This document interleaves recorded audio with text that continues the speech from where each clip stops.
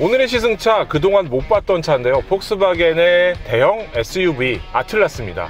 영종도에서 서울 반포까지 가는데 포인트는 이거예요. 이 차는 2.0L 가솔린 엔진을 사용한단 말이죠. 근데 이거 덩치 꽤 크거든요. 이 큰 덩치를 2.0L 가솔린 엔진으로 얼마나 잘 달릴 수 있는지 한번 확인을 해 보겠습니다.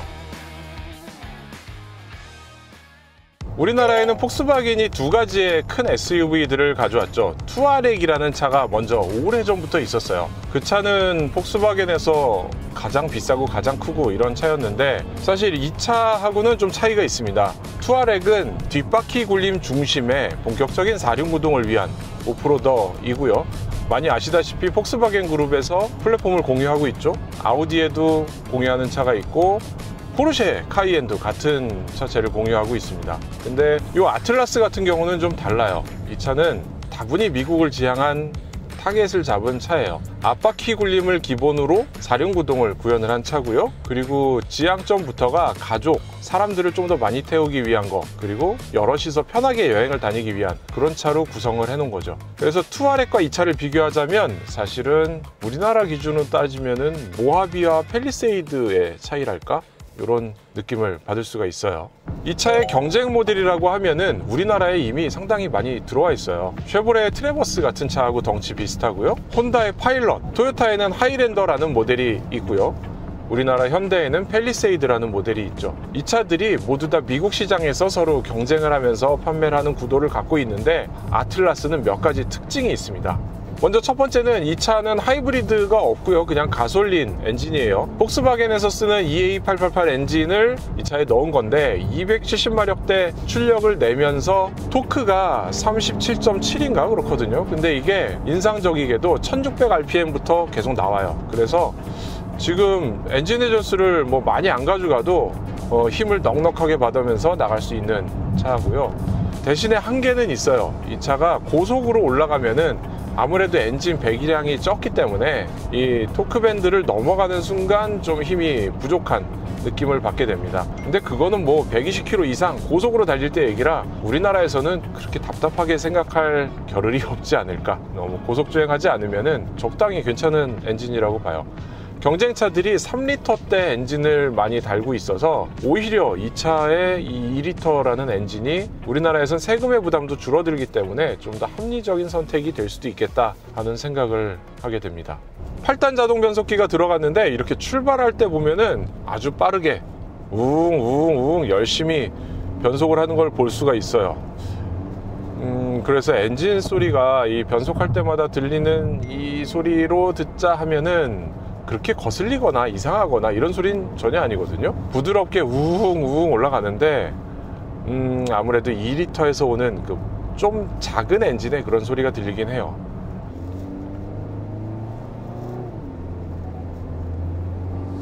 근데 운전을 해보니까 이 차가 분명 SUV이고 덩치 큰 차고 이런데 이상하게 골프 타는 느낌이 들어요. 엔진 소리가 익숙해서 그런지. 여기 패들 시프트로 변속을 수동으로 할 수도 있고요. 재밌어요. 그리고 지금 고속도로 구간에서 100km 언저리로 달리고 있는데 이 정도 속도에서는 굉장히 조용합니다. 노면 소음도 잘 잡아주는 편이고 옆에 이중 접합 유리가 아닌데도 불구하고 주변에 풍절음이나 이런 게 거의 없어요. 공기저항 개수 CD 값이 0.33 정도 된다고 들었는데 이게 SUV 치고는 그냥 뭐 괜찮은 수준, 좀 좋은 수준이거든요. 이 차는 SUV니까 전면 투영 면적이 꽤 넓어요. 그래서 이런 공기저항에서 유리할 수가 없는데 지금 실제로 이렇게 달려보면은 소음이나 진동 이런 거 굉장히 괜찮아요. 고속으로 달려보니까 전반적인 승차감은 미국 차 같은 느낌? 근데 최근에 제가 하이랜더 시승을 했었는데 그 차보다는 덜 말랑말랑한 것 같아요. 하이랜더가 조금 더 푹신한 느낌이었고요. 그리고 팰리세이드 같은 경우는 이거보다 더 단단하거든요. 너무 말랑하지도 않고 너무 단단하지도 않은 중간 지점에 있는 승차감을 갖고 있어요. 사실 이 차에는 덩치가 커서 그렇지 21인치나 되는 큰 휠을 사용하고 있어요. 근데도 이렇게 딱딱하지 않고 부드럽게 마무리를 할 수 있었다는 거는 아마 이 차를 편하게 타라 이런 의도의 세팅을 한 거겠죠. 21인치 정도 되는 것들을 우리나라의 SUV들이, 큰 차들이 많이 쓰고 있어요. 근데 21인치 넣으면은 보통 승차감이 딱딱해서 국산차 같은 경우는 통통통통 튀는 느낌을 받을 경우들이 많이 있거든요. 근데 이 차는 전혀 그런 느낌은 없고 부드럽게 주행을 할 수 있게 세팅을 했네요. 주행 모드를 좀 바꿔보도록 하겠습니다. 지금 컴포트, 그러니까 보통의 상황, 노멀 주행 모드고요. 여기서는 이런 소리가 나면서 좀 그냥 평범한 가속을 하고 있죠. 여기 주행 모드를 스포츠로 바꿨고요. 그리고 가속을 해보면 엔진 회전수를 5000rpm 이상까지 쭉 밀어서 올리는 거를 볼 수 있고요. 근데 이게 막 폭발적인 가속이나 시트로 막 사람을 밀어붙이는 그런 느낌은 나오지가 않아요. 가족을 위한 SUV라고 말씀드렸잖아요. 그래서 아주 편안하게 스포츠 모드 가속을 할 수 있는 그런 세팅을 하고 있습니다. 이 차에는 트래블 어시스트라고 하는 운전 보조 기능이 들어있어요. 브랜드마다 이름을 좀 다르게 하는 건데, 이 왼쪽에서 조작을 하게 되어 있는데 앞차와 거리 맞춰주고요, 차선 중앙에 유지하면서 달릴 수 있게 해주는 기능인데, 요즘엔 다 있죠. 이거 장거리 여행할 때는 정말 필요해서 기본으로 들어가 있습니다. 앞차 거리 유지하면서 지금 잘 달리고 있고요. 하나씩 올릴 때마다 130, 140, 10km씩 늘어나게 되네요. 복합기준 공인연비는 8.5가 나옵니다. 근데 지금 실제로 주행을 해보면 그렇게 좋진 않네. 리터당 8.2가 나오고 있네요. 지금 시작하자마자 계속 공항고속도로를 달리고 있는데 8.2, 3 이렇게 나오니까 하이브리드 이런 차들처럼 좋다라고 볼 수는 없을 것 같아요. 그냥 2리터급 자동차들의 평균적인 연비라고 볼 수 있을 것 같습니다. 이렇게 고속주행 크루즈를 계속하면은 한 10에서 11km 정도는 찍을 수 있지 않을까 생각이 되네요.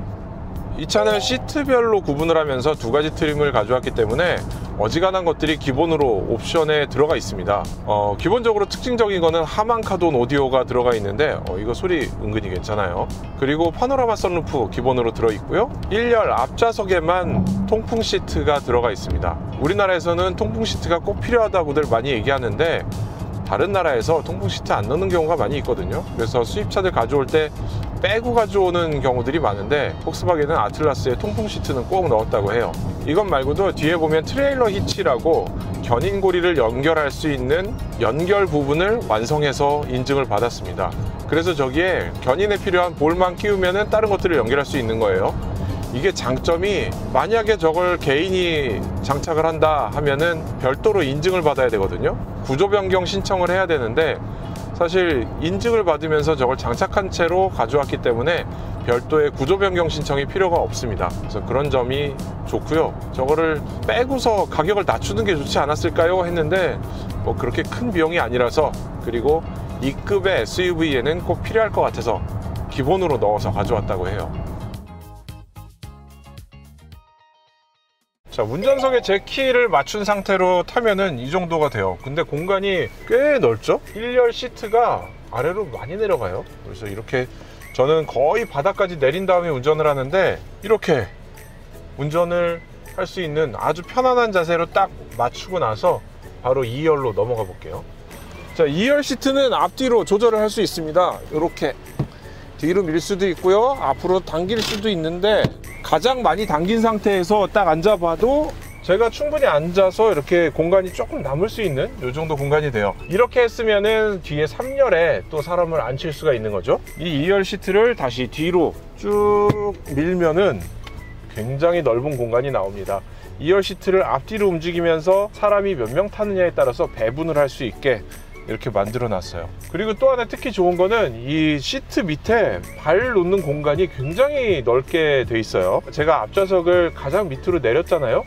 그랬는데도 이렇게 신발을 넣어 보면은 밑에서 발이 움직일 수 있을 정도로 넓은 공간이 나옵니다. 등받이는 이게 가장 세운 상태고요. 여기서 뒤로 좀 더 내려가면은 이렇게까지 누울 수 있네요. 자, 앞서 2열을 가장 앞으로 민 상태에서 3열에 앉으면은 공간이 되게 넓어요. 머리 공간도 꽤 넓은 편이고요. 제가 키가 180이 넘잖아요. 근데 똑바로 앉았을 때는 살짝 닿긴 하는데 이 정도면은 어지간한 그렇게 키가 많이 크지 않은 어른들도 충분히 앉을 수 있을 것 같아요. 2열을 앞으로 밀었기 때문에 여기도 한 뼘 정도 공간이 나오는 무릎 공간을 확보를 할 수가 있어요. 3열 공간 굉장히 좋은데요.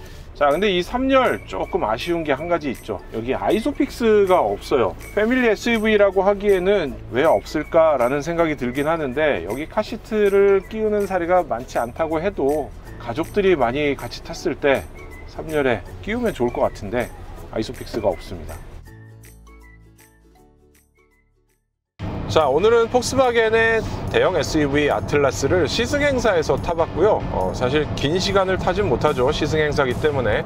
인천 영종도에서 반포까지 가는 편도 구간을 시승하게 된 거라 시승기에 좀 한계가 있음을 먼저 양해 말씀 전해드리고요. 이 차는 저희가 따로 시승을 좀 해보도록 하겠습니다. 조만간 시승차를 받아서 좀 더 자세한 내용으로 전해드릴게요. 우리나라에서 고민하는 분들 많이 계실 것 같아요. 팰리세이드 옵션 넣으면 사실 가격이 비슷해지거든요. 그래서 이 차가 미국에서 같은 옵션을 단순 환율 곱했을 때보다도 더 저렴하게 한국에서 출시를 했기 때문에 관심을 가져볼 만하지 않을까 예상이 됩니다. 저는 지금까지 오토캐스트 이다일입니다. 감사합니다.